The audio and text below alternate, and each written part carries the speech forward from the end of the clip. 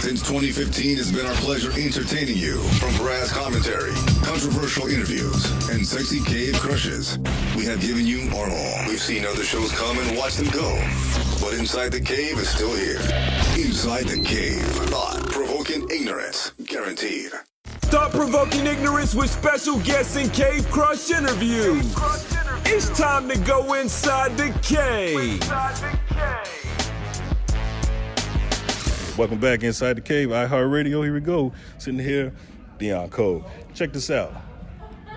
One of the things I'm really impressed with you by is the fact that you started writing for Conan. Mm-hmm. How was that process, man? It's great, man. It's my man. He changed my life. It was something amazing, you know. Still love him, still get down with him, you know. Cool. Comedians are having a hard time now, man. What do you think about the whole Roseanne issue? Especially with that being with ABC. Smart man. Smart man. Is it true that they tried to stop an episode of Blackish about kneeling, Kaepernick kneeling? Yeah, they did. Really? Mm-hmm. Did they say why? Or? No, it's beyond my power. No, cool. How is it working with the Blackish crew, man? Great, man. Fantastic. It's a good, great group of people, family, you know. Yeah. Check this out. If Bernie Mac was still here right now, how do you think he would be in the social media atmosphere? Oh, he'll be crazy. He'll be up there with Will Smith and the rest of them. Yeah. He's a monster. That's the big bruh. You know? Yes, sir. My man. Deon Cole, thanks for coming. Can you say this is Deon Cole and I'm going inside the cave? This is Deon Cole and I'm going inside the cave. Peace. My man, thank you. Love, man. Y'all be good. All right, now. Inside the Cave. You did say you wanted to be in, right? Like Inside the Cave, I'm sitting here with the legendary king of comedy and voice of the culture, DL Hughley. Man, the show was awesome, brother. Thank you, man. I had a wonderful time. It's one of my favorite cities in the country, man. Yes, man. And you know, watching you do this stand-up brings me back to my favorite episode of Famo Throwback, when you talk Will Smith. Yeah. When I was Keith. Yeah. Now, you know, I got that gig because I was the warm-up on the show. So I used to be the warm-up. Right. And so Will was like, he's funny, and gave me an episode. That's dope. It's like J. Anthony Brown used to do it for Martin. Yeah. So that's dope. Yeah. Okay, cool. I didn't know that. Breaking news. All right, so check this out, lady. Let me grab you. Chicago, home of your comedy brother. Bernie Mac. If Bernie is here today, what Bernie be doing in this social media? I think Bernie would be a good school. I think there's some things. So I don't know how that would work when you walk with millions of dollars. I don't know that he could be, but I know that he would transcend the media. You see that? That's the common will to change. Yeah. But I got to ask you something about politics. You're the voice of the culture. Trump last night during his speech said that this opium thing was an opioid crisis. It's not like he was supporting so much opioid crisis. It's breaking up families. It's hurting homes. Neil, have you ever heard of talk about drugs breaking up families? Like, she got a fake bag. She's lying already. She got a fake bag. She got a fake bag. She already, her life. for death sentence for drug dealers. Right. When he supported Senator Brown. So it's ridiculous. Exactly. I think that yes, we have a drug problem in this country. But if you want to kill drug dealers, you got to start with CVS and Eckerd. Come on, man. And Dwayne Reed, Come on, man. and Walmart, and Target. Come on, man. So you better start with Squid and Johnson & Johnson. Niggas ain't selling those. Come on, man. You know. We ain't selling those. Those are legally prescribed drugs. Right. And so, if you want to kill drug dealers, that's all right. Let's start with corporate CEOs. Start with Merck. Come on, man. And start with Johnson & Johnson. That's what I'm talking about. So yeah, you can kill drug dealers. Right. But it's going to be a long list before you get the Pookie in there. I got to put you on the spot. Kings of Comedy, or would you rather hang with the Kings of Comedy or the Four Brothers? Come on. Well, for me, the Kings of Comedy, because I get a chance to be a Bernie. But I would rather the Comedy get there would mean I get to hang with Charlie again. So it's just, you know, the sad thing is the good die young, so that means all this evil niggas gonna live. seeing you on Def Jam, man, the reunion, man, with you, Steve, and Sid, Dale. What was that like, man? It was like a high school reunion for people that never went to high school. Eddie Griffin, High school reunion for people that never went to high school. man, that was crazy. It was just amazing to have to go through a situation where you watch. We shaped the culture. Yeah. We moved. There was an earthquake that was so violent that it actually made the river run backwards. A fraction of a second. We did that. Right. Where you flying me, brother? All right, man. Go ahead. Gotta ask you this. I'm young enough to come in the podcast game on iHeartRadio. What advice would you give? Do what you believe and don't do what they tell you to say. The problem is that people who work in corporate America want to bottom line. That's the antithesis of what you want. What you want is what they want to do. What they want to make the money right away. You want one day we want to be a shop. You ever went shopping and didn't know what you wanted? But you knew when you saw it? That's you. I'm married also, just like you. 10 years in the game, not 32 like you. What advice would you give me being married? It'll be all right when the swelling goes down. You know what's funny? It's a really simple thing. Yeah. Do what you listen. Win your home game. You gotta always win your home game. Yeah. It's easy when you're away. It's easy to be Sean somebody who ain't with you every day. You gotta win your home game. You gotta make your home your house. This is my house. I'm gonna win here. And if you stay dominant on your home court, Last question. I see you, it's like when you stand up, you come around and you're still like one of the few comedians that still roast people in the crowd. I love it, man, and people love it too. Is that just like your thing now? well, I don't know if it's my thing. I love doing it. I've done it a long time. It's funny, we're doing a Netflix special. A lot of money in that. I won't do it then. Because that's only for people to come and see the but it's just always I grew up. Yes. I grew up at Chick Rich, Jazz Wild, and Flick when they had come in. Comedy Club they had it with George Wilmore, all those guys. And you still working on the comedy evolved and you have to. But it's one of the things I do every once in a while. It's the first time we had 6 shows. It's the first time I did it. All those shows back to back. I don't know how you do it. You know how you do it? If I didn't have a job, I'd have a job looking for one. Right. Okay, one more question from Netflix. Monique. I think that it's everybody has a valid point, but that doesn't mean that point is gonna say shit. I think it's ridiculous for trying to get people to ban Netflix. Yeah. But didn't work really hard to sell the movies you did. Like, the movies you did are they don't want to pay you to promote them. If you're not getting paid to promote a band. And the other thing you gotta understand, in this business, you work what you're worth that day. Gold fluctuates. The market goes up and down. How you gonna think that what you were worth 6 years ago and what you worth right now? What is that worth? Tomorrow, gold could be worth substantially less. The market could crash. Accept what you worth right now and be worth more the next day. Nobody makes $500,000 for an hour. Nobody. LeBron James don't make $500,000 for an hour. How the fuck I would be mad at you? Listen, there have been times I thought I wasn't getting paid what I was worth, but I would never ask somebody from the public to help me get my money. I'm trying to get $500,000. They're trying to get $13.95. They need to get their Netflix on. You're exaggerating. I'm going to ask you before I let you go. All these reboots and 90 shows, 2000 shows, the Hughleys coming back? But they said the greatest imitation is the greatest form of flattery. I think that they have no idea. I think that that's sad and both intriguing. I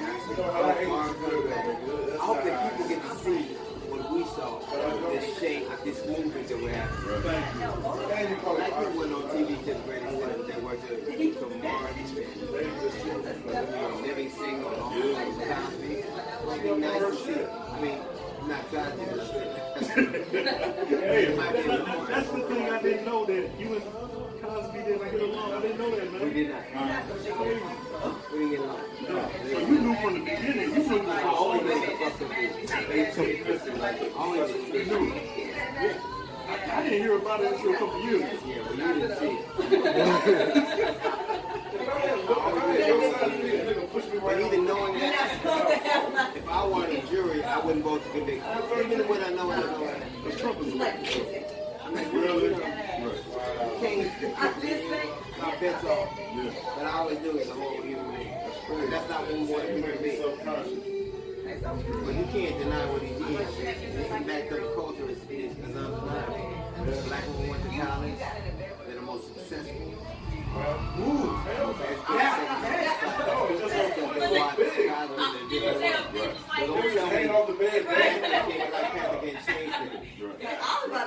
You know, every time you hear a serial killer or some white supremacist, he'll quote "Catcher in the Rye." I had a few chicks that had like an 11. You tell me that entertainment can't change. You tell me that books can't, literature can't, movies can't change. If that can't happen, I can't change a lot. Damn, man. DL Hughley, thank you, brother, for coming. Do me a favor, just give a shout out to that camera right there and say, yo, DL Hughley, and I'm going inside the cave. You know, I got that job. I'm like, nigga, good girl, inside the cave. Hey, yo, it's DL Hughley, and I'm going inside the cave. And I hope I come out. DL Hughley, y'all. Dope show, man. I know a lot of haddies in Virginia. Inside the cave. You did say you wanted to be in, right? Let's go back in the day. Let's go back in the day with Inside the Cave. Inside the Cave, the #1 podcast in Chi. Y'all bumped me for No. It wasn't me. It wasn't me.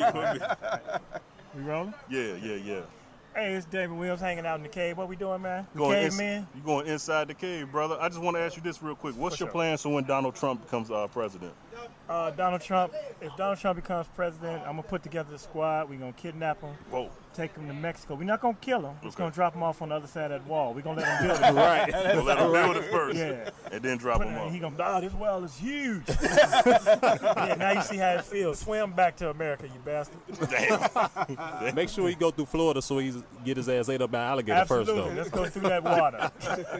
Yeah, that whole campaign, man, people talking about they moving to Canada, but you can't just move to Canada. Right. You got to have skills. You got to have a passport. You got to marry somebody. They got free health care. They ain't just letting people in Canada. Damn right. Otherwise, they would have been over there. And I want Bernie to win, to be honest, but I'm just thinking all his policies are good, but he ain't going to live to see him. The man's 102 years old. Right. He look like he already was a president, don't he? You know how the presidency age you? Like, how you going to be a founding father and a current president? You can't be both of them. You can't sign the Constitution and enforce it. Oh, my God. Hey, that's dirty. So Hillary want to be president so bad, she has cut her hair like George Washington. Have y'all seen Hillary? She gave a speech. I thought a dollar was talking to me. I swear to God. Damn. Yeah. So anyway. So you saying Bernie inauguration going to be his funeral too, huh? Man, he going to walk. Hurry me in. Hurry up. Yeah. And then Hillary, the cool thing about it, if she make it, actually, Bill will be back in the White House. Yeah. Right. With nothing to do. Fuck it. So everybody getting it. He coming out with that thing swinging. He on break for 4 years and she working. And I was thinking it'd be funny though if she get in and she get caught having sex in the White House. Man. With Monica. Oh, damn. Who said that? I gotta leave the cave, y'all. I'm David Williams, man. David Williams. Appreciate you, man. How's it being on the set though, man? Oh, this is gonna be a fantastic project. Jay Davis and Dante Diesel, man. Yeah. I'm glad to do it. I've seen their other work, and I'm glad to be a part of it. I'm just rushing right now because I got a show that started a long time ago. Okay. All right, thanks a lot, man. Good luck. Let's go back in the day. Let's go back in the day with Inside the Cave. Cast in Chi. Inside the Cave. Action. All right, we are still on set of Not Another Black Movie, and we are talking to the breast comedian in Chicago. State your name, gangster. I am Tanisha, Just Nesh Throwback, comedian extraordinaire. No. Everybody keeps saying that you're so funny. What's so funny about you? I don't know. Tell me something funny. I can't. Say something funny. Not for free. There you go. That's funny.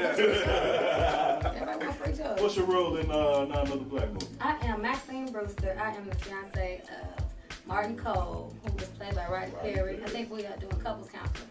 Oh, really? Yeah. Go figure. Now, when people look at you, would they, is their natural reaction to think that you're a comedian? I know it ain't. Not with my titties out, but on a regular day, yeah. For real? Yeah. Real, I'll never think. You know, Why wouldn't you think? What does a comedian supposed to look like? Well, not like you. When I think of female comedian, I think of what we go over. And there's nothing wrong with what people. Remember, I got some heat when I interviewed them one girls. I interviewed these white girls. Oh, yeah, white girls.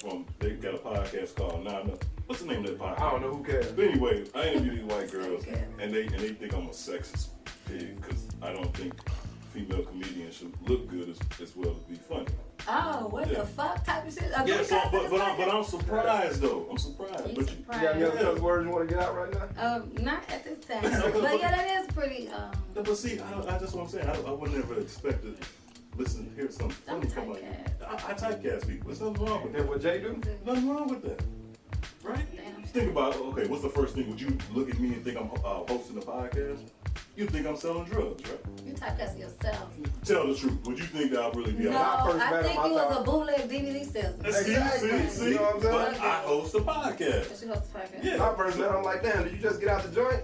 So, see what I'm saying? So there's nothing wrong with that. That's And we was only 14. I would have never thought that you would be a comedian when I first started. What you think I would be? You should be a model. Exactly. That's You know what I'm saying? For real. That's what I'm saying. You don't have to look. You know what? The first time I seen you and Jay Davis do a skit just behind the scenes. Okay. That was the most funniest thing. What's the name? What sketch was that? VH1 behind the scenes. Oh, that was her.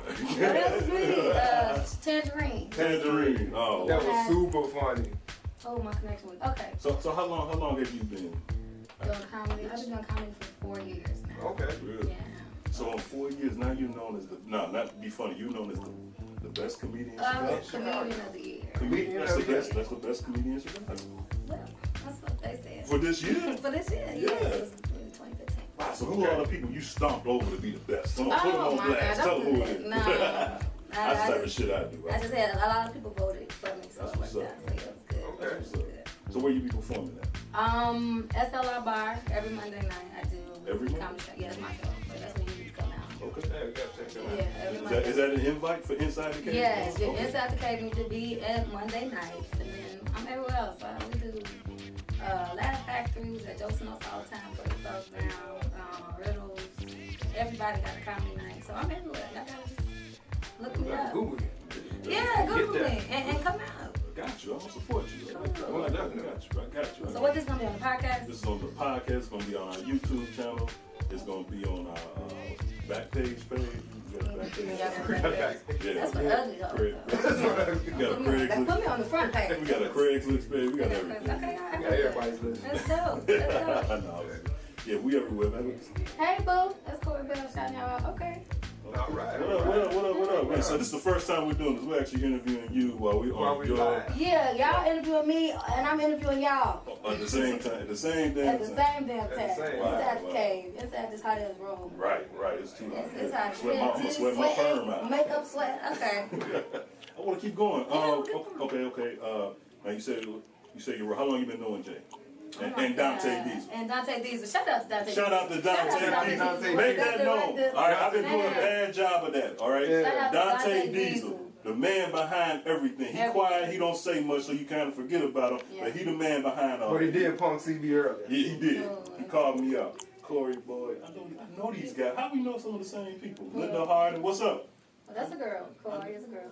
Corey's okay. He said, I know that nigga. I be knowing these people. Clearly you know. That's a girl. So yeah, I've been knowing Jay. How long have I known Jay? Oh my God. I met Jay Davis when I first started comedy. A long time ago. I did his radio show. Okay. When he was on the radio show. So I was like, what year? Because I was on. That's how I started on Jay's show. Man, it had to be, 2016? So it had to be like 2012. 2013. I was Okay, really young. okay. I stopped doing it by then.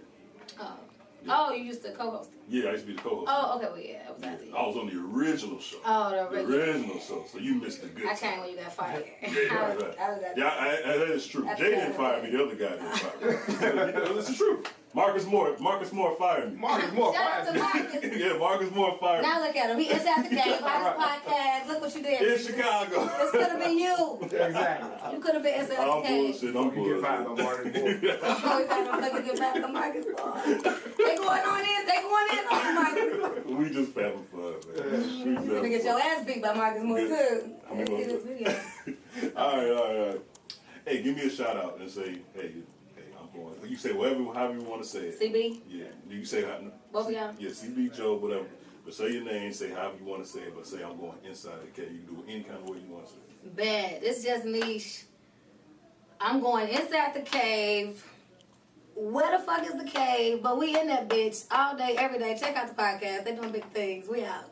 Appreciate it. No the problem. breast comedian in Chicago. Who said that? Who said that? That's my new. Big Dogs Country Rap Tune of the Week. Big Dogs Country Rap. Let's go back in the day. Let's go back in the day with Inside the Cave. Man, with a legend. We're not sitting nowhere. Okay, standing here with a comedy legend right here. Wow. Yes, you are. Yes, you are. That just means I ain't quit yet. Yeah. Just tell them. Yeah. Rodney yeah. Perry, man. Hey, up, now you were just telling you've been in the game. How long now? Oh man, I've been doing stand up over 20. Wow. You know, I say 20. It's really probably closer to 30 almost. And I guess when you've been doing something that long, you start to get the L word thrown out. You know, just the fact that you haven't quit, because that's the secret to the game as I see it. If you don't quit, you always got a chance to win. Yeah, because you came in at the legendary era. Yeah. Of comedy. I was a Rudy Poo during that era though, like the early 90s. Yeah, man. You know, Def Jam, the height of Comic View. Yeah. I mean, I've seen all the shows when black people was on sitcoms. Right. You know, and it's good to see sitcoms coming back now with, man. you know, Uncle Buck, of course, but we lost Uncle Buck, but, you know, Blackish and shows like that. Right. It's good to see black people, we cool again. Right. You know, which is interesting. So, yeah, man, it's I definitely came through a great era, you know, in comedy. But it was people ahead of me that's not ahead of me no more. Yeah. Talk about it.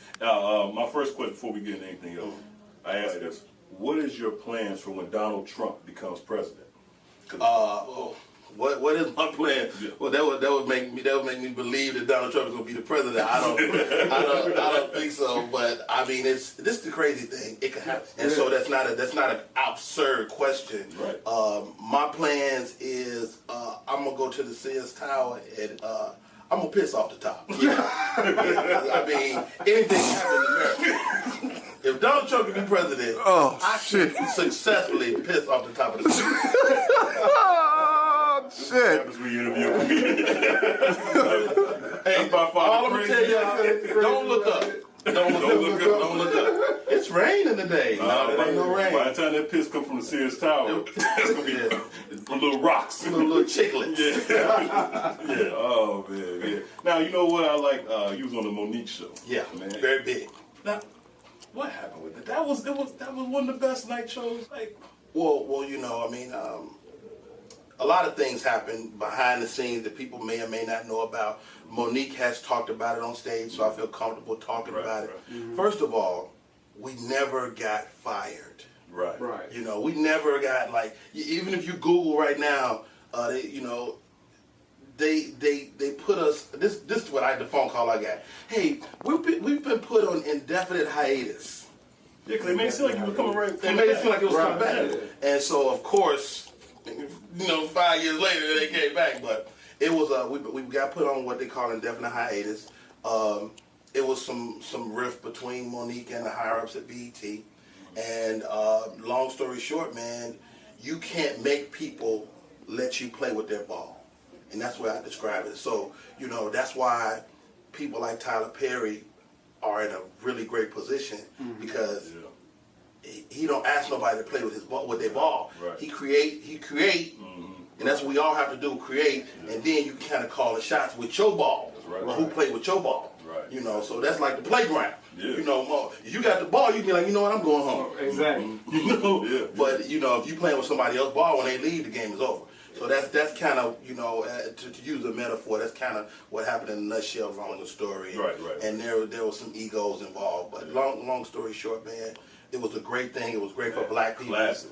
It gave a lot of artists a new lease. Sure, Arsenio, man. Force MDs. Let me tell you something. I can't run into the Force MDs without him hugging my neck like, dude, we can eat now because of y'all. Bro, Really? when you had Kid and Play on there. Kid and Play, Big Daddy Kane, yes. New Edition. Yeah. We was at the head of, we got the game put back on TV. Yeah. The game was gone. That's right. And we did the campaign to get people back on TV. So it was a great opportunity for me personally. Yeah. And then, you know, of course, it was great for black people in general. So How did you like that role, man? Well, you know, I took some criticism. Because you almost like Flavor Flav almost, but like I'm not gonna. No, can't say that. Flav. No. It was cool. Where the mirror at? What do I mean by Flavor Flav? I'm talking about you was the hype man. Yeah, I was definitely the hype man. You know, I looked at it in a couple of respects. First of all, you're going to spend some part of your journey in service. Yeah. Mm-hmm. So I was in service to Monique. Whatever she needed, I was there to provide it. I just happened to get to do it on camera. Yeah. Okay. You know, and that's kind of been my journey, man. I was on Bill Bellamy's Who's Got Jokes. Right. I was on Monique's show, and it takes me back to my Navy days. I had one of my Navy boys back in the day. I had no car. And he would hit me up Saturday morning, hey, Rod, come down here, help me wash my car. I said, what I look like washing your damn car? He said, no, bro, don't look at it like that. Don't look at it like you washing my car. Look like you washing the car that you're going to have one day. Right? So that seemed like game, but when I'm working with Bill Bellamy on Who's Got Jokes, I'm helping him wash his car. Right. When I'm working with Monique on a Monique show, I'm helping her wash her car. So what do that prepare me for? When I get my opportunity on Bounce TV to have my own show, I wash my own car. Yeah, and if you need somebody to wash your car when you go to Bounce, just give me a call. I'll let you know. Yeah. Okay? We can detail Kyle. Yeah, we can detail. Yeah, we can detail Kyle. So I have a relationship with them still, you know. I mean, you know, when you spend that much time with people producing the show, it's fun, man. I mean, we really had fun. Like, Monique's still my girl. I talk to her at least once or twice a month. Bill Bellamy is my guy, you know, and I mean, we still friends, you know. So, you know, and now I'm building, you know, it's all about producing and creating. That's what I learned from them. You got to create your own stuff. That's what's beautiful about being on this set right now. It's create some movies. Yeah, man. Okay. And now tell us about your role in Not Another Black Movie. I play Martin Cole. I'm an off-the-chain therapist with some questionable techniques, you know. And the movie, Not Another Black Movie, is a spoof movie, so you start seeing little elements of stuff you saw before. So we gotta nod to Training Day. We gotta nod to some other movies in this one scene. I just love, you know, Jay Davis and his friends, his family, everybody put this movie together. Dante, man, these guys get it done. And you know, I've been in Hollywood a long time, and a lot of people talk about what they're gonna do. You know, like, hey, I got a script. You want to see it? I like Jay and Dante because they actually are getting it done. And they called me. They was like, man, we surprised you asked to call. I'm like, dude, I know y'all. I've been paying attention. And you from the Chi, so I've been watching your track record. This is our third movie. That's what's up. I'm in. Let's do this. Right there, man. That's good stuff. That's Chicago. And they had the money. Right. That's always important. Yeah, that always helps. That's always important. But like you said, man, that's dope that you actually paying attention to these guys on the come up, man. That's dope, man. I love it. Because we hear so much about Chicago, people don't support each other. But that's a true story what you said right there, man. Yeah, man. Appreciate that, man. I even appreciate you coming on Inside the Cave podcast. Inside the Cave podcast. Outside and Danny, word up, B. I don't know how that. Gotta throw a Joe in there. Hey, Joe. Hey, Joe. Who is Joe?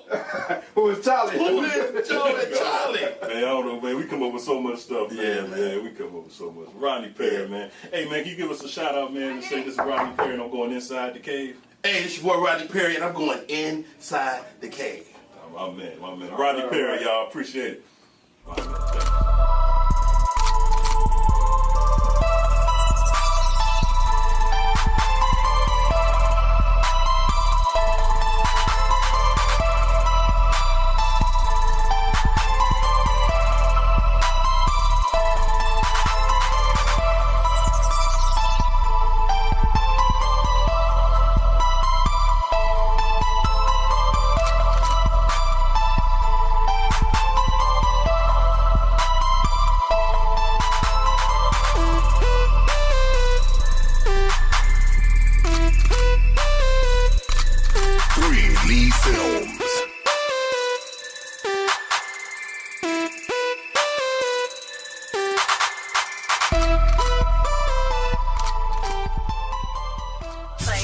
Let's go back in the day. Let's go back in the day with Inside the Cave.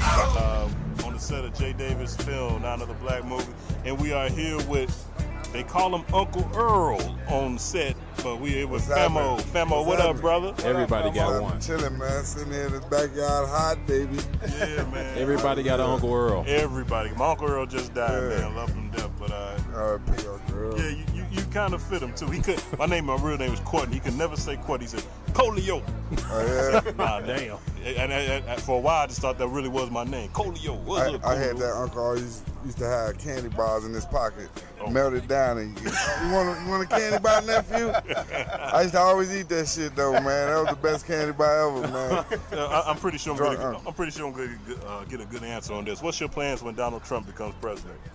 Man, shit, I'm sticking to plan A. Keep grinding and hustling, because ain't shit I can do about that. Yeah. I don't have no control over that, but I'm sticking to plan A, player. Yeah, I hear you. Grinding and hustling, man. I don't know nothing else. What do you think about all these women, all these beautiful women on this set, bro? Oh, it's a lot of beautiful women on this set, man. Have you skipped any lines, missed any lines? Oh, yeah. I just did the old mother of Fresh Prince. Yeah. Mm-hmm. I did a scene with her, man. Did you have her cracking up, bro? Yeah, I had her cracking up, man. Uncle Earl. Yeah. It was fun, man. It's a lot of fun out here. Yeah. You know, the women cool. Everybody cool. Everybody get along. It ain't no beef or ain't nobody bigger than the other out here, you know. That's what's up right there, man. Yeah, because we had Jay out here being our cameraman at his own set. Yeah, oh, yeah. Our camera just went down. Putting his ass to work. Man. I don't know who did that man mullet, man, but hey, man, he needs to put that on his taxes, man. You know what I'm saying? Right. Yeah, I paid for that mullet on his taxes. Got a mullet. First black you ever seen with a mullet. Yeah, you know. Shit. Hey, so tell us what your role is on this movie, man. I'm playing Uncle Earl, man. You know, he down with everybody. Uncle Earl, one of them uncles like everybody got in the family, but he can't stand Jimmy, man.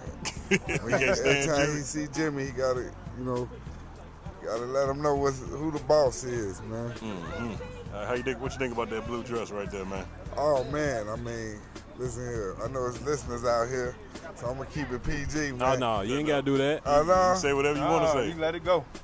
See, I think she want to get pregnant, man. Hey, happy Father's Day. Happy Father's Day. Happy Father's Day to all the fathers out there. Yeah, man. If I get somebody pregnant today, would that be deserving of Father's Day? Oh yeah, most definitely. Okay. You know, about 12 o'clock, 12 a.m. Most definitely, brother. Yeah, okay. Now, now, what's it like working with Damon Williams and Janet Huber and all that? Like, what's that been like, man, coming on this set doing that? Well, it's been a real blessing, man, because I grew up watching Damon Williams on stage. Yeah. As a comedian, I grew up watching her on Fresh Prince of Bel-Air. Right. So it's just a blessing, man. It's a dream come true, man. Yeah. Actually, because to do something you love to do and have fun doing it. Right. Exactly. Yes. Yeah, man. And the scenery is quite nice. The scenery is great. The scenery on here is great. Yeah, see? Damn, that's what y'all on? Yeah. Throwing stuff at you, So where do you see white girls throwing stuff at you at a black barbecue, you know what I'm saying? With a knee brace on. With a knee brace on. Hey, you're probably the breast actress on set. Just want to let you know. You're the breast actress. Yeah, hope she caught that. Yeah, man. Catch these. Well, why she throwing stuff? Hey, man, what you got going on outside of Not Another Black Movie, man? Well, I do comedy shows all over the place, man. Okay. We do college campus all over the place. Right now, I've been focused on doing this acting thing, so I just take one thing at a time and focus on it, try to get it right. Now you do stand up? Yes, sir. Man, what's it like doing stand up, man? Like you have to memorize. Like what's the longest set you ever done? Well, there's times I've done 45 minutes to an hour. Wow. That's just because the other comedians didn't show up. I was running late or something, right? You know what I'm saying? When you're back against the wall, I fight hard when my back against the wall. Right. So, it's a blessing, man. I love doing it because you better express yourself to a room of people who don't know you, and you got to paint the picture. I'm a storyteller, so I like to paint pictures. Yeah. Hey, weren't you did you perform at Output that one year Jay had the live band, the live performances. Yes, sir, I did. Yeah, because I when he said Famo, I said, yeah, I remember, buddy, because I was talking to you. I was just about to get married, and I was like, man, people playing in weddings, they thinking about what food and this and that. I said, man, I want to do it at my wedding. You know? Oh, yeah, I remember you talked to me, too. Yeah, I was like, hey, man, I'm trying to get Buddy at the wedding. Damn, everything else. Yeah, man. I remember that. And I told you, you never called me, man. Yeah, man. The budget, dog. It wasn't in the budget. It wasn't in the budget. That damn budget, man. You know what? Should have still called me. But, you got to respect that, though, because isn't that the worst thing, somebody to call you up and waste your time knowing they ain't got no money to give you, though? Right. To me, that's the worst. Yeah, because we definitely wanted them. Being real is the best thing, man. Sometimes guys will do it for free. It just depends. Yeah. Oh, man, I'd have gave you some food, though, a plate. You would have ate good as hell, though. Well, that was when I first started, but now I'm well grown. I can't do that no more. Hey, he was funny as hell, though. I ain't going to lie. I was like, man, this dude a fool. Yeah.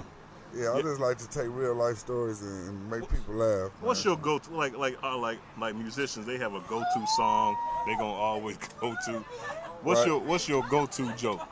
One of my go-to jokes? Yeah, if you just said like somebody said, "Be funny right now or die," what would you just give them? I give them, man, because I cut hair too, man. I cut hair in the barbershop. Isn't the barbershop like the best place to build jokes and stuff, man? I'm on 111 Longwood, Beverly Barbershop, but I tell the men, man, don't be staring me in the eyes when I'm lying in your mustache, man. I don't like that, man. Oh, man. Guy staring me in the eyes while I'm lying in his mustache. You better blink or something, man. You know what I'm saying? Guy kept staring at me, man, so I spritzed his whole face, man. That's how he walked out the shop. Looked like you still looking up, man. And fellas, man, if you going bald, man, just go bald, man. Cut that shit off, man. Don't try to hold on to it. I got this one dude got toupee glue on top of his head, want me to cut it like his regular hair. I cut that shit down to the net, man. I gave him a design in 2002. That shit's still in there, man. I was like, look at that asshole walking out. I'm the one cut his hair, man. One guy got mad at me. Stop asking for your eyebrows to be arched on the low, man. Nigga trying to whisper, hey, man, touch up here. I said, what you say? What you say? Hey, man, touch up here. Oh, you want your eyebrows arched? Make me look like Beyonce. Man. That's crazy, but, man. To each his own, man. That is crazy, man. You got the money, I'll do all of it, man. That's crazy, man. Hey, so, like being in the barbershop, I know, like, for me, I hear the funniest stuff in the barbershop. So, like, do you create a lot of your material for stand-up just sitting in the barbershop or just listening to people talk? A lot of times, man, it's coincidence you ask me. Somebody just asked me that because a lot of times I go to the comedy club. Excuse me. I don't have no material in my brain, but I could be at the shop and come up with a whole set. Right. In the shop, just listening to different stuff, you know. Hey, man, I heard the funniest thing. I was in Kansas City, and I was at the barbershop, and I love this barbershop because there was always a story. Yeah. This dude had a dope house, right? Right. And he had an alarm system hooked up to the police at his dope house. Somebody robbed his house for some TVs. He let the alarm system go through. You know how you supposed to put the numbers in? Yeah. This is the truth. This was on the fucking news. He didn't put the code in. The police, the people called. I need the police here. My TVs and stuff was stolen. Right. They came in there and found out this was the dope house supplying the city. Wow. I'm sitting back like, you gotta be fucking kidding me, man. Wow. You actually Kill called yourself the and start over. You called this. I never get this. 2012, man. He called the police on some TVs, and I think they said he was growing marijuana. He had heroin. Right. For some TVs that he could have bought. I got same a buddy day. worse than that, man. He used to work for the police department. His job was to knock on the door to bust the dope man. And they made him smoke a crack, and he just turned to a smoker right then and there. and he told me, hey, man, the police on the outside about to bust y'all, man. I don't want y'all to let this good shit go to waste, man. Oh, shit. Hey, man, he quit right there on the spot, man. Turned to a smoker, man. So, Hell no. Them type of niggas I grew up with, you know. Hey, when your next show, man? You got something coming up soon? You know, a lot of people be like, you know, my next big show, this and that. I ain't got shit going on, man. I'm trying to get it popping, man. I ain't gonna need to lie, man. Hey, you got the movie going. I'm keeping it real. Yeah, I got the movie Real going. talk. See, it ain't over for me, man. Real That's why talk. I didn't feel that bad. Right. You know, I'm on it, man. So if y'all got a show out there, get in contact with me, man. Comedian Famo, man. You got something for me? I'll be at your backyard, your mama house. I'll be there, man. Crack jokes, make y'all laugh, man. I like to hear shit like that, man. You know what I'm saying? Because I got an old school joke. Y'all want to hear old school joke, please, man? Please. Fuck it, man. Just do it. It was this slave owner, man. Yeah. Y'all can take this to work and fuck it up. All y'all gonna do. It was a slave owner. He had 50 slaves on his plantation. Yeah. He had one slave to the side by himself selling lemonade. He told his son, he said, son, I want you to watch over the slaves while I'm gone. Whatever you do, don't go over there fucking with that one slave by himself. That's one smart son of a bitch. So his father going to town, right out of curiosity, he go right over to that one slave. He said, give me some lemonade, boy. Slave said, okay, sir. One lemonade coming up. He said, sir, I'll bet you $500 that you's got hemorrhoids. He said, I ain't got no hemorrhoids, boy. He said, sir, I'll bet you $500 that you's got hemorrhoids. The white boy said, okay, then let's do the test. He dropped his pants down. The slave did the hemorrhoid test on him. He said, no, sir, you do not have hemorrhoids. He said, I know I ain't got no hemorrhoids. He pulling his pants back up. He said, give my money. He said, okay, sir, just like I promised. 100, 200, 300, 400, $500. The white boy got so happy, he snatched the money up. He went back over there. His father come back into town. He said, Paul, I thought you said don't go mess with that one slave. That was one smart son of a bitch. He bet me $500 that I didn't have hemorrhoids. He said, you dumb son of a bitch. He bet me $5,000. He have his finger up your ass by the time I come back from town.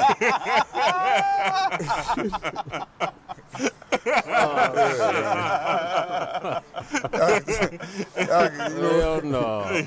I tell you what. Take that with y'all, man, and work, Fuck it man. up, Fuck it up, man. Hey, I tell you what. It's going to happen. I've been trying to do stand-up myself. Oh, yeah? And, it really hasn't been working. Here you go. What's a Mexican's favorite sport? What is it? Cross country. Cross country? Get it? Oh, man, listen here. See, that's the problem. You can't try to do stand-up. You got to do it. That's why he's sitting down. That's why he's sitting down. It's two different things, man. That's why he's sitting down. He can't do stand-up. All right, let me ask you a question then. Go ahead. When do a blind man know when he woke up? Or was it all a dream? I'm done, man. How do a Mexican baby got to be before they give him a whole jalapeno pepper? Oh, I don't know neither. I just asked. That's what I was asking. Hell no. Oh, man. Uncle Earl, let me ask you this. Now, it's about, Jada, go over there for a second. I got to ask a question with my daughter. Yes, sir. Okay, now it's about, let's see, 1, 2, 3, 4. It's about 4 women over here. Go over there, please. I got to ask a serious question. What's the ratio you think? How many women do you think have panties on in here? How many women you think don't have panties on? Well, it's a couple of women walking around, man. I'm looking at like. I already seen a couple of I'm thongs looking at already. like. Got to be about 3 women and about 4 niggas that ain't got drawers on. Including myself was one, you know. But you know, we out here. We out here. Oh, man. Yeah, man. We sitting there with Uncle Earl, Famo. Yes, sir. Yes, sir. Hey, man, why they call you Famo, man? It's short for family, man, because I like the kind of comedy that bring everybody together, man. Feel like somebody you know, man. You know? Yeah. Right. You know, them the kind of comedians I like, so that's the kind I aim to be, you know? Right. Like, I know this guy already, you know? Yeah, make them feel like they at home and stuff like Yes, that. sir. Yeah. That's why you say you do backyard parties, all that kind of all stuff. that shit, man. Yeah, that's what's up, man. My daughter got to eat, man. Yeah, tell me about it, brother. Hey, man, give everybody your social media where people can contact you and all that kind of stuff. On all that social media, you can find me on the Comedian Famo, man. Yeah. Look me up, man. I got a bunch of funny skits with a bunch of funny homies, man. We out here doing it, man. Get up with me too, man. Comedian Famo, man. So book me for one of your shows, man. Yeah, I'd like to have you on again, do a whole show with Yes, you. sir. I promise you it's gonna be hot, man. Yep. Promise. Guest host. Hold on. Guest Matter of host. fact, let me ask you this. We have a segment on our show called Kill Yourself and Start Over. Yeah. Yeah. You got anybody you want to just tell them kill yourself and start over, man? Yeah, I just want. I can't stand them people who say they tried to commit suicide. No, you didn't. You know how to kill yourself, you know what I'm saying? It's easy, man. Go in the police department and pop a shot in the air and be like, y'all know what this is. Right. Watch what happens, man. Go on 79th and Cottage Grove, be like, hey, Just hey walk. Mo, what Just up, walk. Mo? Hey, go out west and be like, what up, folks? Yep. Hey, there's ways the kids here, man. Go do a swan dive off the side of the bridge, man. Perfect, right into an 18-wheeler truck. Perfect swan dive, man. I tried to kill myself. Yeah, man. You get it done right there. I can't stand people say they tried to kill themselves. I always stop in their tracks. No, you didn't. No, you didn't. Damn, you a failure at everything. You can't even kill yourself That's the best answer we have for kill yourself. You don't get no better than that. Yeah, Comedian Famo on Inside the Cave. Hey, Yes, brother, sir. give me a drop, man. I Just say can't this. wait, man. Famo, and I'm going Inside the Cave. Hey, my name Comedian Famo, man. I'm going inside the cage, man. Watch out, man, Harambe. I kill monkeys, man. R.I.P. Oh, man. Look, man. Hey, didn't you do the eulogy at the funeral, girl? The eulogy? Yeah, at the gorilla funeral. Oh, man, no, man. I did it. I think that was your gay uncle, man. I think it was your gay uncle, man. I did his eulogy. And, what kind of casket he hit? Yeah, man, like he had it was a big dick. A wooden dick. Hey, but how he died though? Leather dick, look. A leather casket. This nigga had a leather dick casket. Yeah, man. Hey, how he died though, Uncle Earl? How he died? How he died? Over a bungee, jumped over some dildos, man. Fuck around and somebody cut the cord on him, you know. Temper shit. Oh, man. Look, man. Hey, they call that nigga Lil Blukey in high school, man. Blood and Dookie, man. Call him Lil Blukey. Blood and Dookie. Oh, man. Little reach around. All right, that was Comedian Famo Inside the Cave, man. Hey, Yes, good looking out, sir. Famo. Love, man. Love y'all Uncle brothers, Earl, man. Uncle Earl. Happy Father's Day, man. Yeah, check us Happy out. Father's Day to you. That's what's up. All right, now, thanks, man. All right, man, brother. appreciate it. Big Dog's Country Rap Tune of the Week. Big Dog's Country Rap Tune of the Week. Of the Week. It's your boy Big Dog, and I'm going inside the cage.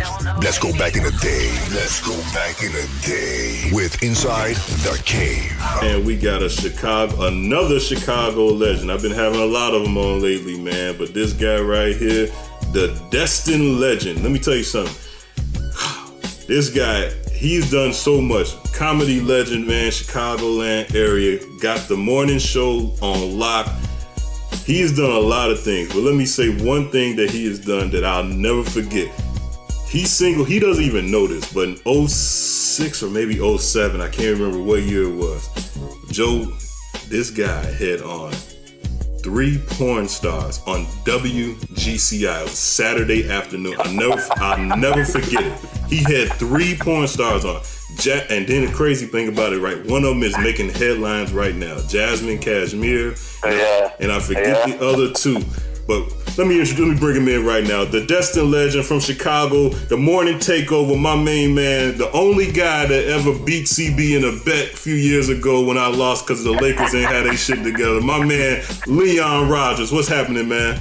Man, what's up, brother? What's good? How you feeling, man? Man, you already know. But Leon, let's get right back to that intro, man, because I forgot about that. What was the other 2 girls you hit on there, man?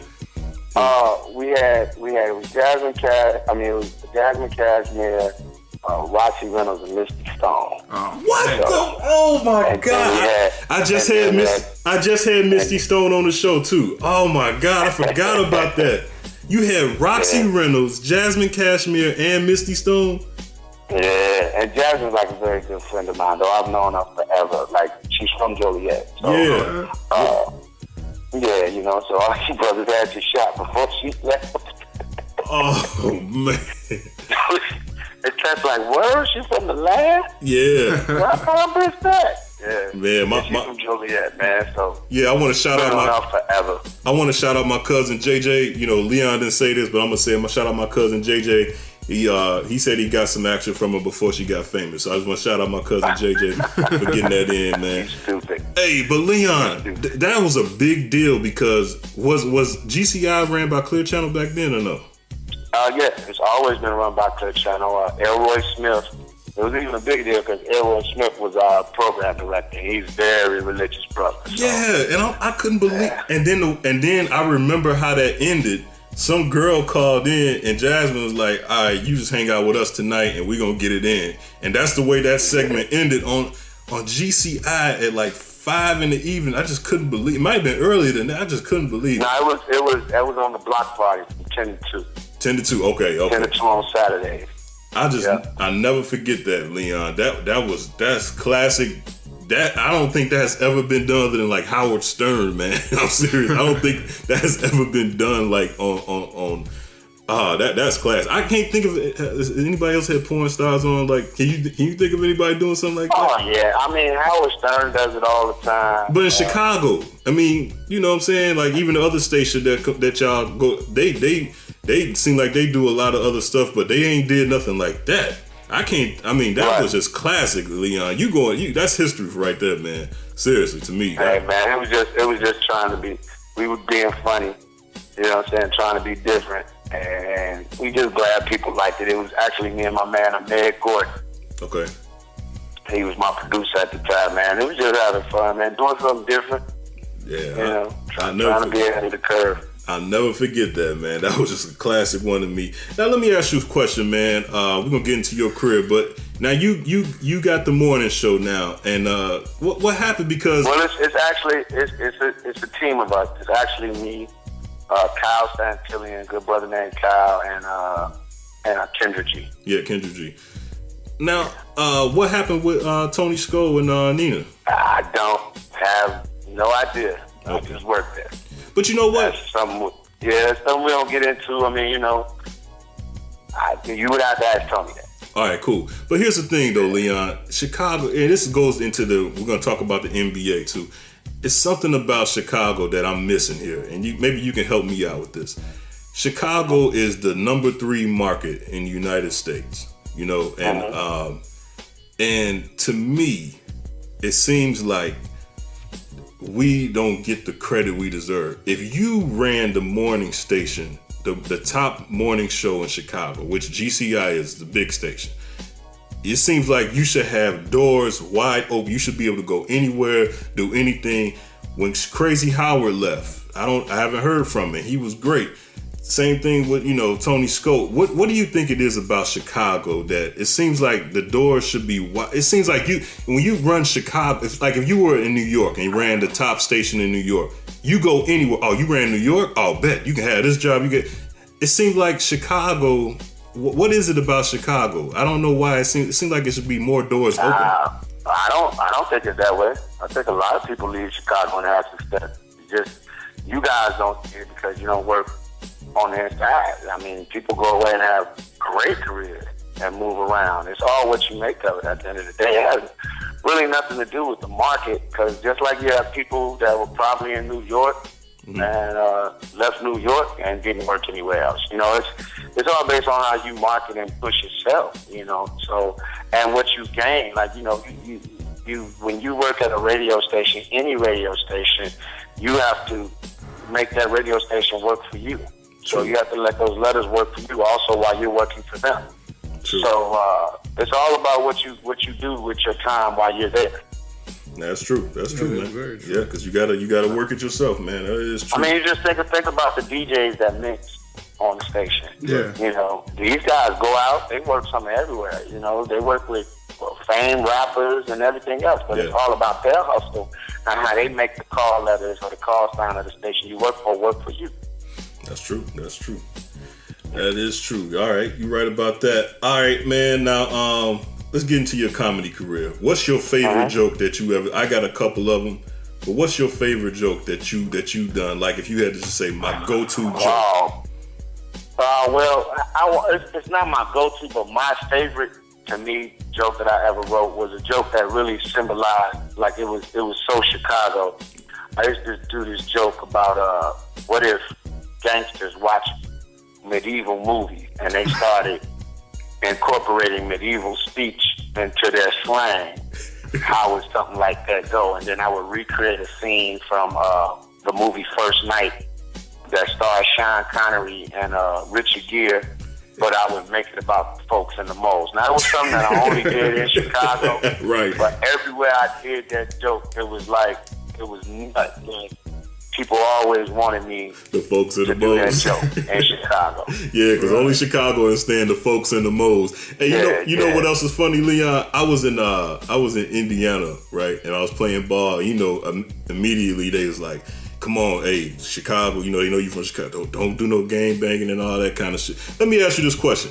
I was just shooting shots, right, and then you know how you did. I asked for my crib, and this is no lie. I asked for my crib, and immediately this guy comes, "Hey, come on, man. We said no gang banging in here, man. Let me get no Crips, no Bloods and Crips in here." I'm like, nah. Right. I'm serious. I need my layup. They didn't understand that. It's the Crip line. That's what we call it. Right. Man. Crip line. Now, is that just a Chicago thing? Because I didn't even realize. We've been saying this so long. I didn't even realize this. You know what?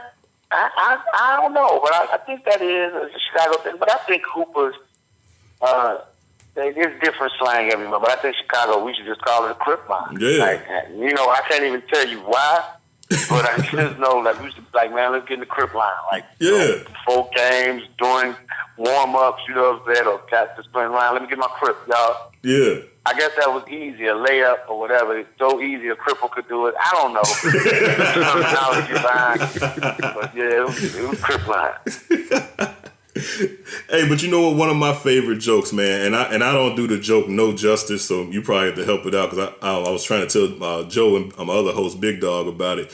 I remember, and I didn't have kids when I first heard you say it. You was talking about things that you thought when your daughter was saying, and you were like, I think she was. Oh yeah, that it joke should be totally innocent, but me thinking like a father, right? I know a lot of stuff that they say right now is going to be misconstrued when they get older. So we went to Chuck E. Cheese and they went and dove there in the ball pit and they was like, "Ooh, I love the way the ball's still on my face." I'm like, "Hey, no, get out the ball pit right now." Right. Oh, we go get some ice cream, and one of my daughters like, "Oh, Daddy, there's no cream in my mouth." Hey, all right. Put it in a bowl. I don't even want y'all sucking off straws no more. Clap up with a spoon. Hey, Leon, I didn't get that shit until I had a daughter, man. I'm like, oh my God, I feel the same exact way. And there's just like little stuff like, my wife says panties. I'm like, no, it's underwear. She's only 5. Yeah. She don't have panties. Yeah. She's, underwear. Yeah. No, it's panties. Yeah. I mean, that's what comedy is all about, man. Like, I fuck with my kids, my wife, my life, or just, and then sometimes go a little dark. Like, for instance, I got a new joke I've been doing, and I didn't really know how well it was going to be received when I first did it, but it kind of gets to, "Oh, you terrible," but people laugh. So I said, my mother has an aunt, and the aunt feels a little bad. She was like, "Y'all don't mess with me. Y'all don't come get me to do nothing." But her aunt has Parkinson's, and she lives way out, so you would have to go drive to get her. And they'd be like, "Well, why don't you get an Uber or whatever?" She's like, "No, I don't want no stranger driving me. Why can't one of y'all just come get me? Move up to Bam." And they'd be like, "Man, you just live so far out."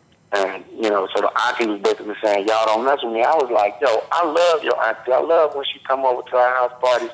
She makes the best martinis ever." And then I just keep going. Yeah. Nobody gets it. Then, 3 minutes later, people start laughing. They be like, "Oh, you ain't shit." So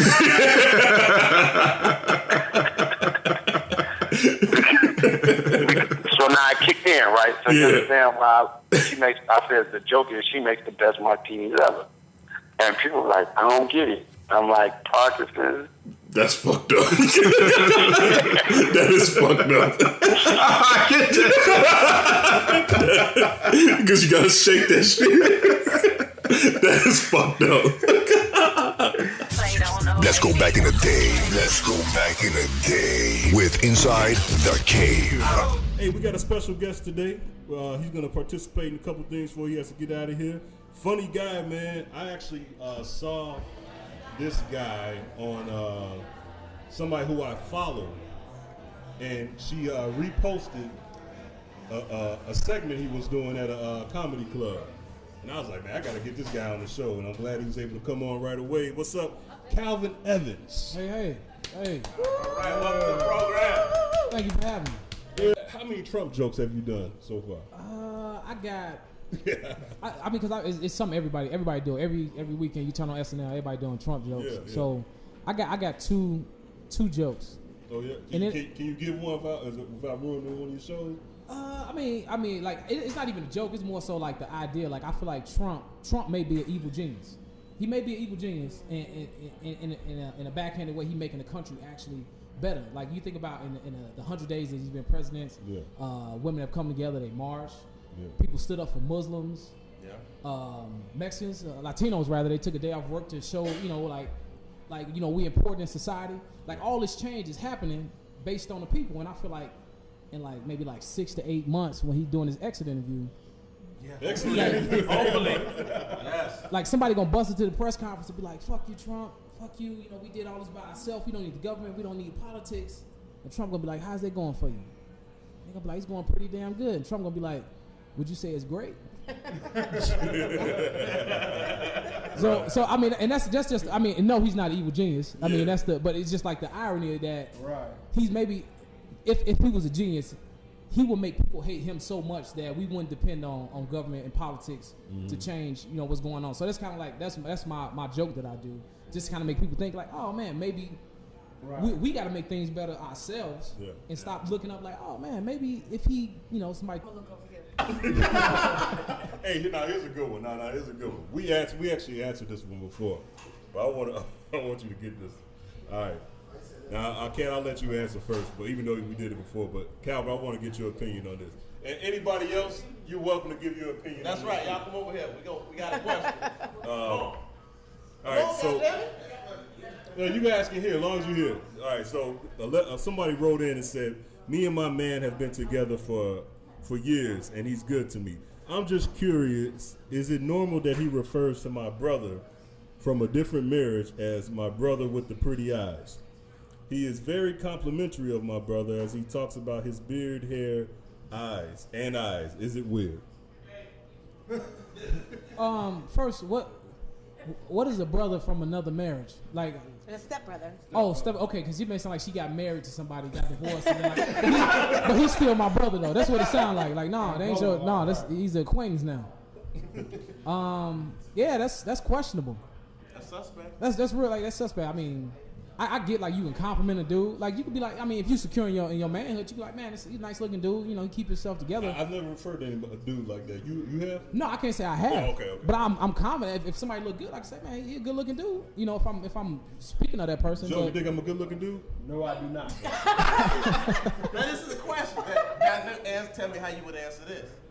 You say, hey, talk to somebody. Hey, I got a buddy for your friend, and then girls, well, how he look? I mean, what do you tell them? Well, we got Facebook and social media. You can pull up a picture. You be like, oh, he's got gorgeous eyes. Yeah. Oh my God. He's got great muscles, great pecs. It's not what you say, it's how you say it. Exactly. Like I've never referred to another man's eyes. Like I be like, man, his eyes, man. You could just follow. You could just dive into him, man. Just big. You could dive into him. Purples, man. They just dreamy. Chocolate. Got them chocolate brown. If you had to introduce somebody. Like somebody interested in cat, how would you describe cat to that? No. We talked about describing them. Oh, okay. Right. CB always. He always goes you messy as hell. Describe you. Who you messy as hell? What would you say? Look, if this was 92, I'd be a red bone. So CB, if you was describing D to somebody, international D to somebody, what would you say? But they don't know who international D is. So that's all right. But describe him. Describe him because they don't know who he is. D is 6'5". This was the show that you didn't know that Velly had freckles. I know how tall D is. He been friends with this man half his life, and then gonna say, I didn't even notice he had freckles. I didn't know that. I didn't know that one of my best friends for 20 years had freckles. I didn't know. I thought he had bad skin. I was about to say that. Somebody told he said, man, you get that shit taken care bad of. skin for 20 years. But yeah, did you know there was freckles on his face? Yeah, what the fuck? What do you mean? Did you know there were freckles on his face? I thought it was acne. I didn't know. Are you serious? I feel you because I didn't know he had freckles either until somebody pointed it out. CB. I thought it was acne. It looked like acne to me. But Okay, so yeah, D is 6'5" and he's losing his hair. That's how I would describe him. Light skin, 6'5". They gonna say I pass. That's all I got a hookup. Yeah, that's all I know about him. No. Damn. Now, hey, talk about, now this is what I want to know. We had another Kill Yourself and Start Over about a guy, was that her husband or boyfriend who wanted to go on a cruise? Oh yeah, that was last episode. Yeah. Last episode, a lady wrote in. It was her husband, right? Yeah. Her husband. Her husband was going on a cruise with his guys. Is that not Now, suspect? wait a minute. We're going to preface this story with said country ass ain't never been to a cruise before. So he don't know what happens on a cruise. So to him, it's just, I guess, hedonism. And men walking around just naked, nipples out. Like to said, a cruise don't have like a buffet. I read Black History books. I know what happened on boats. Don't ain't nobody tell me shit about a boat. You said important information. Fuck all that recreational boating. But honestly, if I asked you guys, hey, let's go on a cruise together, what would you say? Okay, Thank that's what I you. said. Thank you. If I just said if it's a singles cruise, would you go? Yeah. This country nigga ain't been nowhere.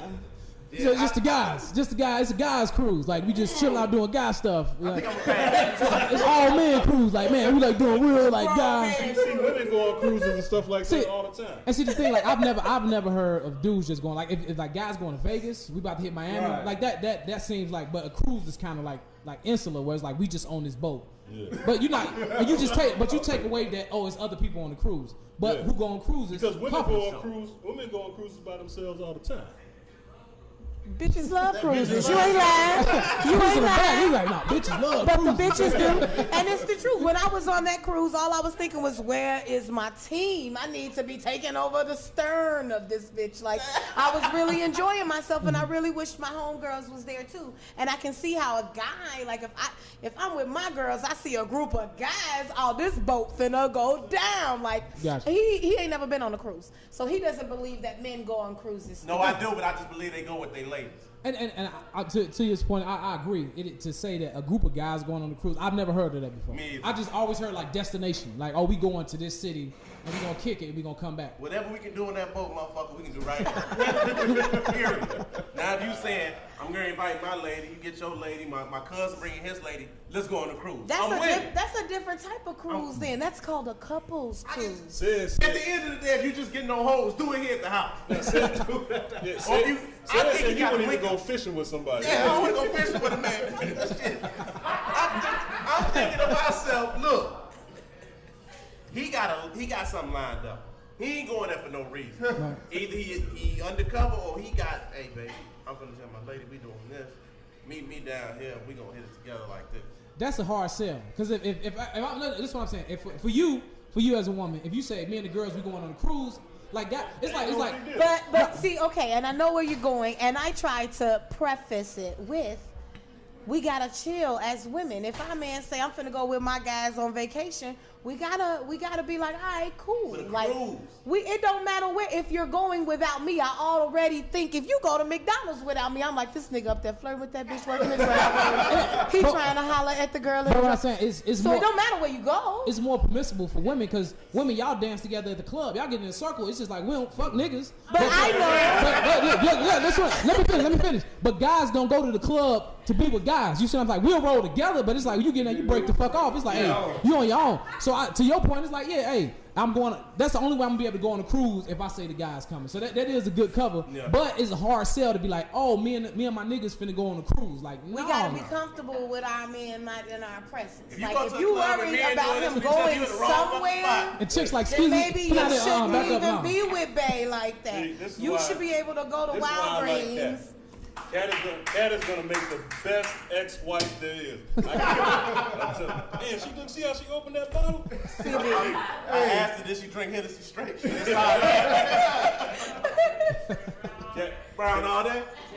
Cat gonna make a good ex-wife. But I'm just saying, we as women, we gotta stop with the, well, he wanna go with his guy, who he going with. It's so many women who invest so much of their energy on what another person is doing. You could be living. You could be on a cruise right now. Like, let him go on a cruise. Let him live his life. I don't think that we should encourage women to discourage their men to go out together. I appreciate that. But no, you should be able to go out and hang out with your friends. Just don't. Is Janet Jackson a hoe? Is Janet Jackson a hoe? You better bite your tongue. Somebody at this table thinks she's a hoe, and I disagree. I grew up. I love Janet Jackson growing up. I would say I don't know everybody she been with. Where was you with, Penny? I don't know. Like J-Lo, you know, they like you. She got like well, a now see, timeline. the basis of that conversation started because you know she just got divorced. Okay. And the terms of the prenup was after 5 years she gets some money. Mm-hmm. So it was exactly 5 years. She got divorced and got the money. $500 million.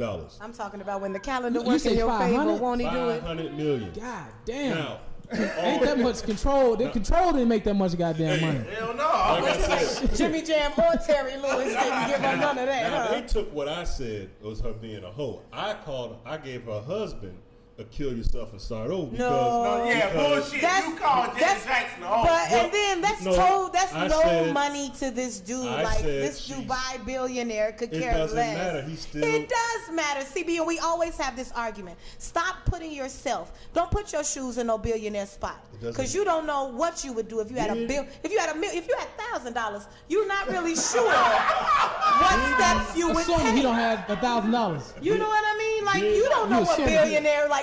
I really truly believe like billionaires don't even eat like me. Like billionaires probably just cut it a different way. Or like if I had $1 billion, you know, $1 billion. Did he pay? He probably wouldn't be sitting here with us. Did he be in Belize on the dirty couch? On the dirty couch with some coconut trees. Wait for a cruise of dudes to show up. The point I was trying to say is that all he did was buy some pussy. That's what he did. That's what he was. But that's Janet Jackson pussy. That's not like Latrice at Burger King's pussy. That's Janet Jackson. Janet Jackson. This is the second time I heard. Who the hell is Latrice? I'm just saying. That's my general name, you know, for, you know, not Janet Jackson's. You guys can say it however you want to say it. That's what he did. He made a transaction. Janet Jackson was Julia Roberts in Pretty Woman. That's what she was. She was a prostitute. She's a hooker. Well, I feel like it doesn't make she doesn't make her a bad businesswoman. I don't have a problem with that. I'm talking about him. You could have got some cheaper pussy than that. But not Janet Jackson pussy. And a lot younger. It wouldn't have been and Janet Jackson. and that's the thing. I like what you were saying. My money, everything is relative. So, like you say, $1,000, you come ask me for $2, it's whatever. Right. I ain't got it, man. I ain't got it. Yeah, so you got $1 billion don't mean you got to spend $500 but you million. don't have $1 billion, so you're not really sure what it feels like. Like $1 billion is a different amount. My issue is not with Janet Jackson. My issue was with him. You said it was a sucker move on his behalf. Why you call her a hoe? If your issue ain't What is a hoe? What's the definition of a hoe?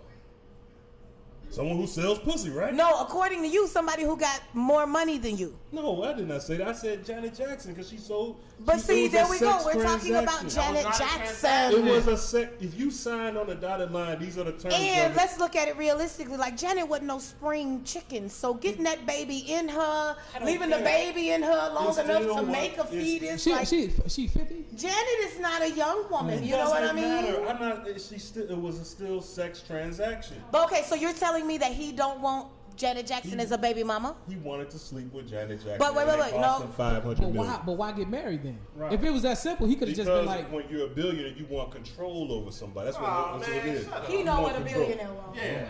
I can't say. But he could have slept with Janet Jackson while listening to the album. I mean. Yeah. I mean, yeah. It's one of those things where it's like, Either way, it is fishy that it ended right at 5 years. At That's 5 years, like, dang. right. You gotta cut the How check. come they couldn't have just been like, all right, check it. So we got three little eggs left that we can fertilize. We're going to fertilize these eggs. I'm not sticking up for her because I don't know what I've never been married to a billionaire. So I don't know what my game plan would be. Married to a millionaire? I don't know, never. Have And you if been I married to a thousandaire? look, let me tell you something. I ain't never been married to nobody because I can't get a billionaire. So where I am right now, if I had a billionaire, I would start like calculating numbers, looking at calendars, adding, subtracting. Like I said, I'm not talking about her. I'm talking about him. He could have found some cheaper sex than that. But he didn't become a billionaire from making rash decisions. So I think he knew what he was doing. Love. Okay. All right. The shameful part about it is he dead ass serious. He ain't joking. I mean, she was Julia Roberts. Remember the movie Pretty Woman? Yeah, I remember that. That's what Janet Jackson was. Do you love a good rom-com, CB? People want rom-com, romantic comedy. She still ain't no hoe. I like Dirty Dancing. All right, so now we brought up Janet Jackson. So let's say Janet. Who else have we talked about here? Talked about Latrice. Who's Latrice? That bitch at Burger King. Yeah. Trying to steal my Don't want to sell me no food. Okay, so here we go. Selfish bitch. Here we go, Calvin. This is the last question. We'll let you go. You got Janet Jackson, Latrice from Burger King, and the beautiful cat right here. Okay, marriage, one night stand, or long-term affair. Or ex-wife, because according to CB, I'm marriage, one night stand, long-term affair. Long-term. So you said. Yeah, Janet Jackson. Or you can pick. I'm gonna say long-term affair with Latrice. Okay. Because she seemed like she had like menial jobs that could hook you up with shit. Like she ain't never gonna have no great job, but she always gonna have like a job where you like, hey man, throw me some, you know. She always got a plug. Yeah, set some shit aside for me. That's a great point. Like marriage affair, long-term commitment.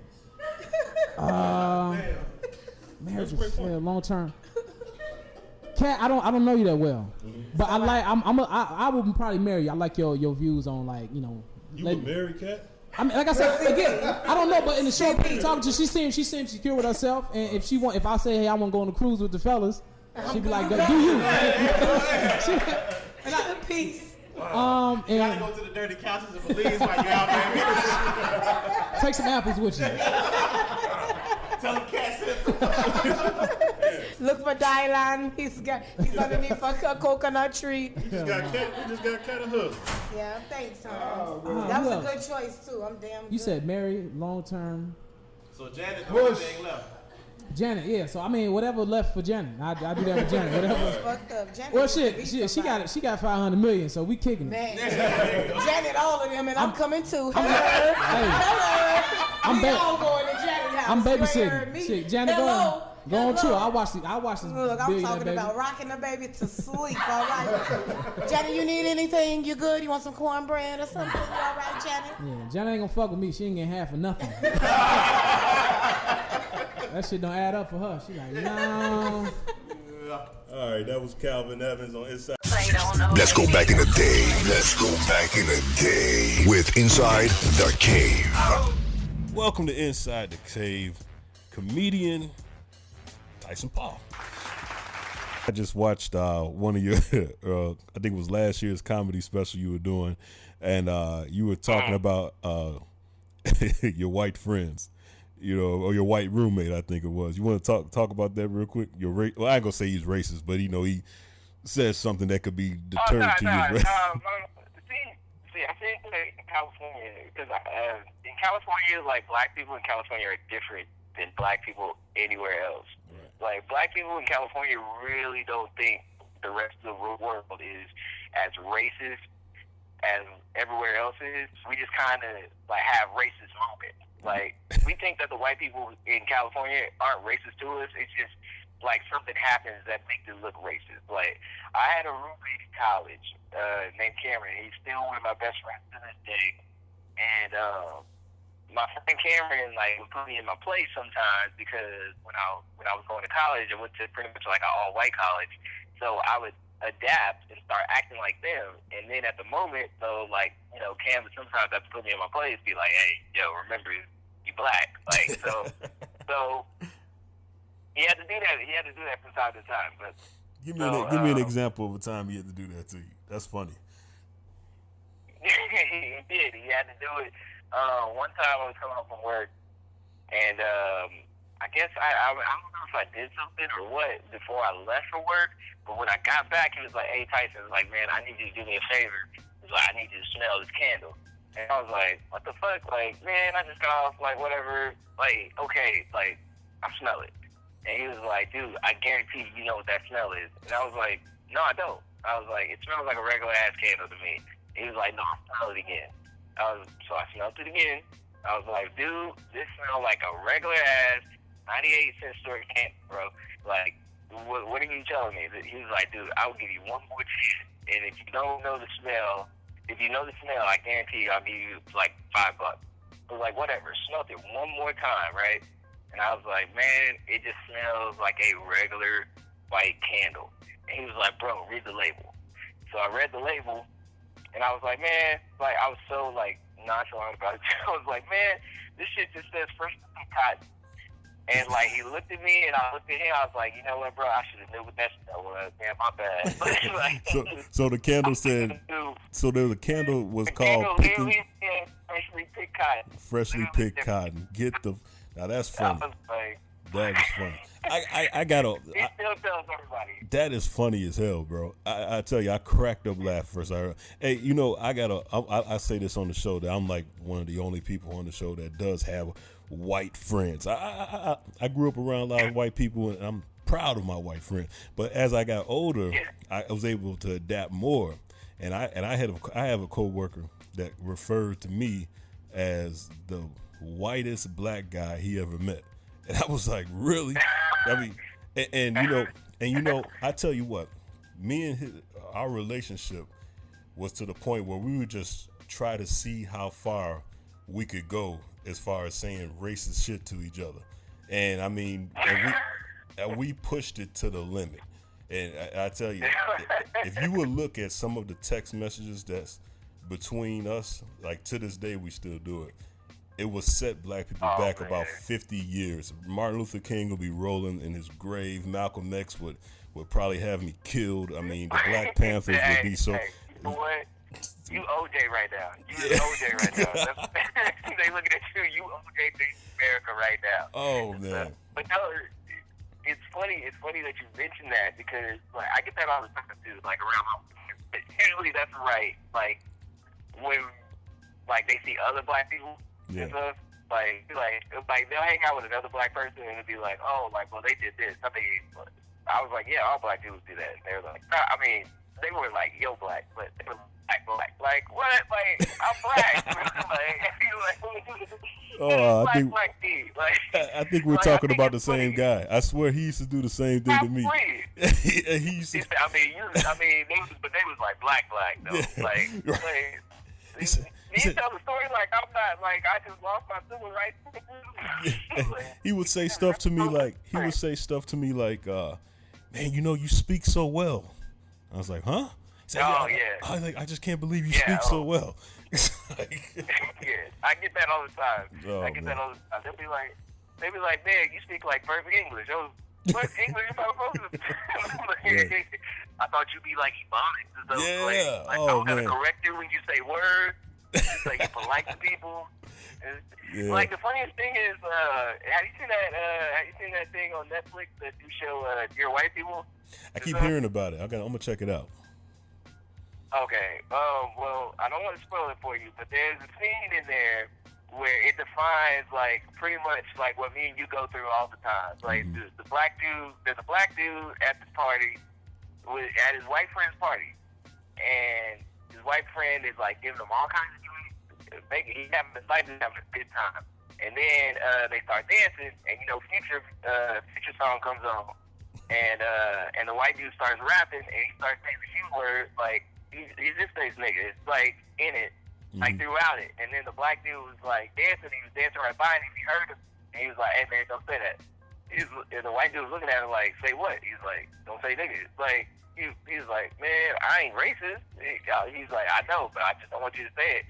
And the white dude was like, "Man, look, I brought you to my house, let you drink some beer. He's talking to my girls, man. I can hear a nigga rap, man." which is true, because that's like the number one thing that white people like go across. Because I made a joke one time about white people. I was like, hey, white people, I just have one question for y'all. I was like, when you guys are silent reading and the word nigga comes up in the book, do you guys still say it or do you blank it out like you were saying it out loud? Right. And they were like, we don't say it. We don't say it. No, I was like, I mean, you can. I mean, I'm not gonna hear you or anything like that. But yeah, I understand totally how that goes. So you know what? I tell you what.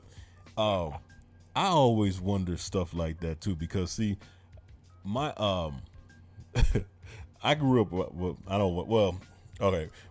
the older people in my family, they're straight from Mississippi. So I know that growing up, if I brought like a white guy home and said this was my buddy, or when my mom had birthday parties and invited white guys and stuff like that, there are white people there, I always wonder what exactly the older people in my family was thinking. Like, because I know where they came from, it was none of that. Like, you know, it wasn't. Oh, yeah. This is in the 90s. So they hate white people. Yeah, so I'm thinking like. White people with a bad. So I always wonder, like, because, you know, sometimes, you know, I think older black people are more racist than any white person there is. I mean, I've heard some stuff from older black people. It's like, oh wow. Hey, let me tell you a funny story real quick. I was working with a guy, and we were, you know, you work on an assembly line. You're gonna be with that person for 8 hours straight. So you're working right across from that person. So you got to get to know him. So this guy, everybody thought he was, you know, racist. And I didn't think he was racist, because to me he didn't like lazy people. He was at a point in his life where he was just, you know, all about work and coming home taking care of his family. So he was just he was against lazy people. So if someone took that as he was against black people, that's a them problem. So I got a chance to get a chance to know him real good. And so I asked him one time, I said, hey, tell me a black joke. He said, what? I said, come on, I know you guys talk about it. Just tell me a black joke. He said, no, I can't do that. I said, come on, just tell me a black joke. And I can't remember them all. Finally, I convinced him. I'm not going to say like I told him to tell me a black joke, and then he just like, all right, good, and just jumped right in and told me a black joke. It took him a while, but after a while, I convinced him. He told me a black joke. Now, the first two were actually pretty funny. I forget exactly what they were. He said, but after a while, he was like, can I tell you another one? I was like, all right, I guess you're really into this now. Like, this is something you've been really wanting to do. The last one, he was talking about the way black people walk, and you have to just see somebody do it. And I was like, I was almost ready to jump across the line. Like, you son of a bitch, you can't say that shit. He said, hey, that wasn't funny. Yeah. So it's like, wait a minute. Yeah, I think that's white people. That's white people. Like, because white people get too comfortable sometimes too. Like, I've had three of my friends like, hey man, like, you really doing this? Like, the thing is, white people in California, when they love black people so much, they want to experience black things. Like, that's the craziest thing. Like, they constantly want you to take them to a Waffle House. Like, they were like, yo, man, like, man, I've heard about these Waffle Houses, bro. I was like, you need to take me sometime. I was like, you can take yourself. He was like, no, I need to go with you, though, because I want to experience it. Yeah. Like, they treat everything like an experience. Like, yo, I know we go to concerts all the time, right? And my white friends, we'll go to the festivals. And my white friends think I only want to go to the festivals because the black artist is there. It's like, so they'll make a time out for me. Like, they'll make a time out in the day for me. They'll tell me right before, like, hey,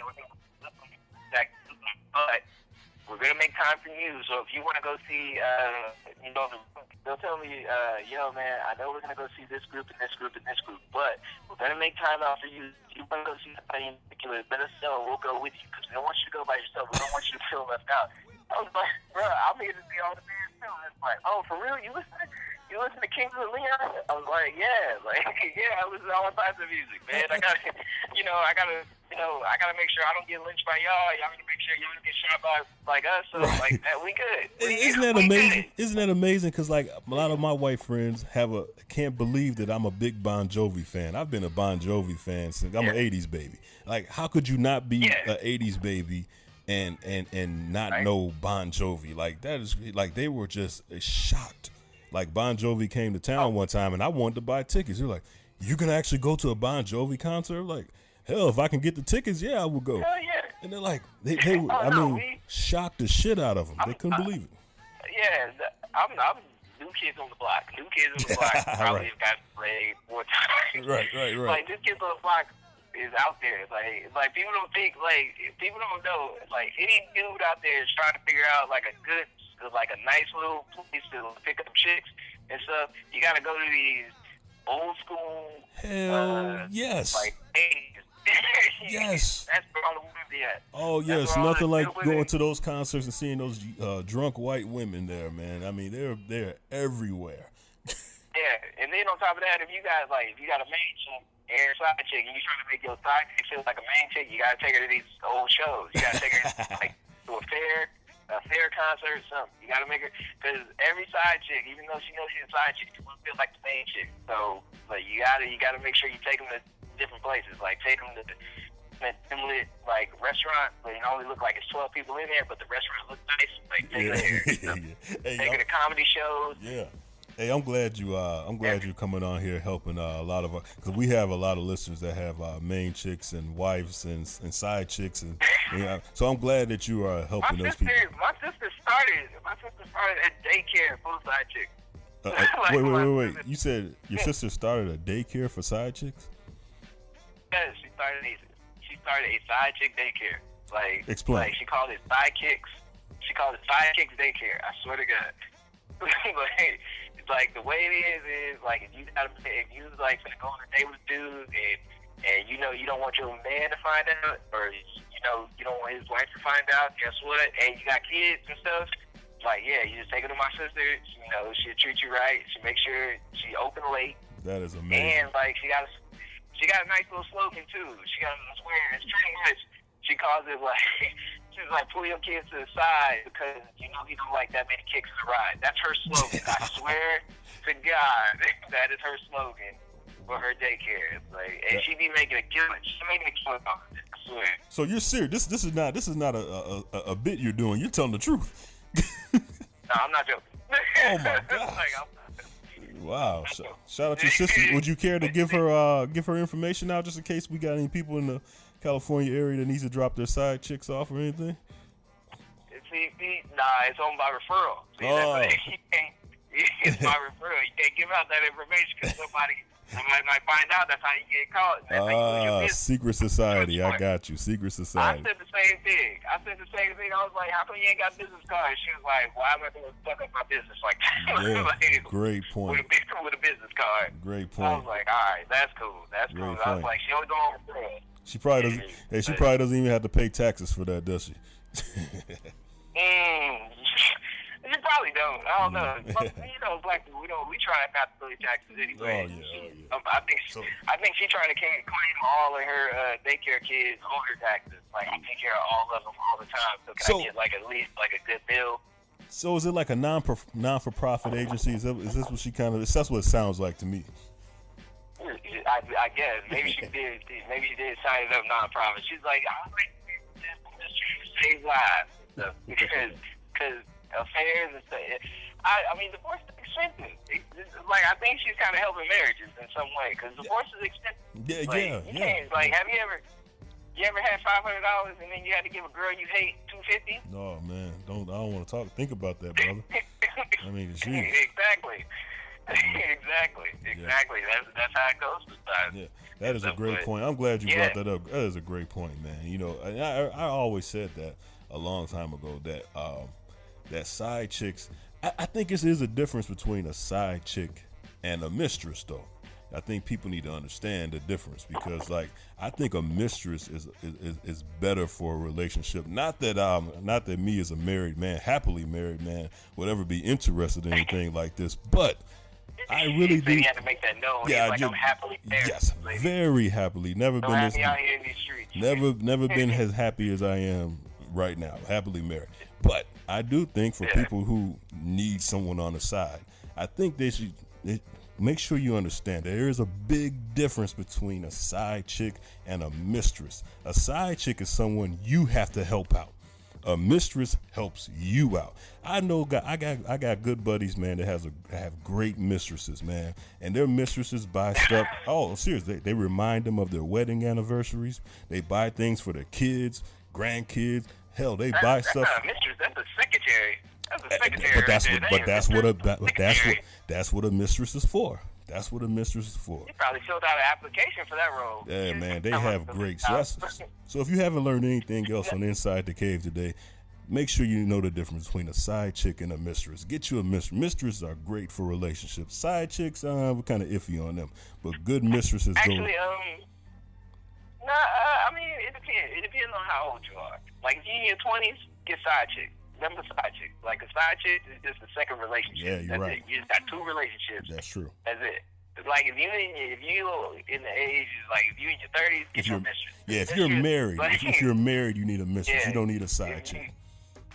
Yeah, you can't have a wife and a side chick. That you just, you're still trying to live in your 20s. Like, don't do that. Like, because the only reason I say, like, you need to get a mistress when you're in your 30s is because in your 20s, anything that happens to you in your 20s, you can survive that. You can bounce back. Like, because most of the time, your side chick, it never fails. She gonna want that promotion someday. Yeah. She been playing her position all the time. Even Pete Myers wanted to be Michael Jordan, even though that sucks. Great point. But a mistress know her place. Yeah, mistress gonna always know. Mistress don't even. It's not even a place. She's just like, look, this is what I got going on. I know what you got going on. We gonna be here, and that's it. Yeah. Like, they go on about their merry way. I mean, you might want to be nice to them or something like that, and buy them something every 6 years or something. But that's it. Yeah. A mistress already know what she's there for. I'm here just for this bedroom. That's it. Yeah. Like, side chicks, nah. Like, I'm here just in case, like, your main chick is gone, I can replace her. Like, because basically what I'm doing, I'm an assistant manager to the manager right now. Right. But I'm always looking for that promotion and stuff. Because side chicks love, like, I tell my friends all the time, because my friends like to, like, some of them like to have side chicks too. Like, and I tell them all the time, I was like, hey, look, man, like, I'm telling you right now, you playing with fire. Because one of these days, she gonna wake up and she gonna love to sabotage your whole thing. Oh God! Every woman knows that a man has an ego. Yeah. And every woman would love nothing more than to crush that ego. So if she can sabotage your life, and get away with it, she will do it someday when she gets fed up. When she gets fed up of playing second fiddle, she gonna do it someday. Hey, do you mind? I think side chicks are dumb. Do you mind if we move on from this? This is kind of hitting close to home for a lot of people that's listening right now. You mind moving on? Hey, but shut the fuck up, man. Let's move on.